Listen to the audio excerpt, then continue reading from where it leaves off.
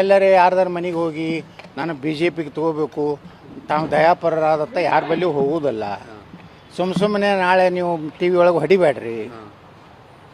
ನಾವು ಓಪನ್, ನಾ ಏನು ಅಲ್ಲಿ ಹೋಗಿ ಕೈಕಾಲು ಹಿಡಿದು ಪಾರ್ಟಿಗೆ ಸೇರುವಂಥದ್ದು ಭಾಳ ಏನು ಅವಶ್ಯಕತೆ ಇಲ್ಲ. ನಾ ಬಂದಿದ್ದು ವೈಯಕ್ತಿಕ ನಮ್ಮ ಖಾಸಗಿ ನಮ್ಮ ಮಗನ ಮದುವೆ ಸಲುವಾಗಿ ಕೆಲವೊಂದು ಮಂದಿಗೆ ನಮ್ಮ ಹಳೆಯ ಮಿತ್ರರಿಗೆ. ಸರ್, ಈಗ ನೀವು ಯಾವುದೇ ಮನವಿ ಮಾಡಲ್ಲ ಅಂತ ಹೇಳಿದ್ರಿ, ಅಂದ್ರೆ ಬಿಜೆಪಿ ಅಗತ್ಯ ಯತ್ನಾಳ್ ಅವ್ರಿಗಿಲ್ಲ ಅಂತ ಆಯ್ತು. ಹಂಗೇನಿಲ್ಲ, ನೀವು ಹಂಗೆ ಪ್ರಶ್ನೆ ಮಾಡಿ ನೋಡ್ರಿ. ನಾವು ಸ್ವಾಭಿಮಾನದಿಂದ ಬದುಕೋರು. ಈ ಭ್ರಷ್ಟ ಕುಟುಂಬದ ಒಂದು ನೇತೃತ್ವನ ನಾವು ಒಪ್ಪೋದಿಲ್ಲ. ಅದು ಭ್ರಷ್ಟ ಕುಟುಂಬ ಎಲ್ಲಿವರೆಗೆ ಬಿ ಜೆ ಪಿ ಕರ್ನಾಟಕ ನೇತೃತ್ವ ಅಲ್ಲಿ ತನಕ ಬಿ ಜೆ ಪಿ ಸೇರುವ ಪ್ರಶ್ನೆ ಉದ್ಭವಿಸುವುದಿಲ್ಲ.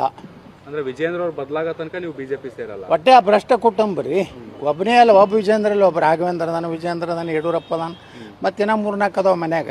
ಅವು ಯಾವನು ನೇತೃತ್ವ ಇರುತ್ತಾನೆ ಬಿ ಜೆ ಪಿ ಸೇರುವ ಪ್ರಶ್ನೆ ಉದ್ಭವಿಸೋದಿಲ್ಲ.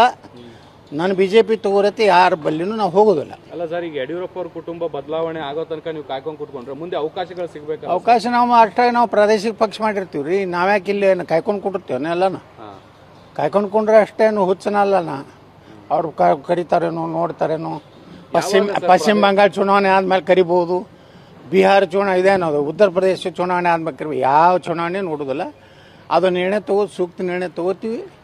ನಮ್ಮದು JCB ಇದೆ ಅಲ್ಲ, ಅದನ್ನು ನಾವು ಪಾರ್ಟಿ ಕಟ್ಟಬೇಕಾದ ಸಂದರ್ಭದಲ್ಲಿ ಕಟ್ತೀವಿ.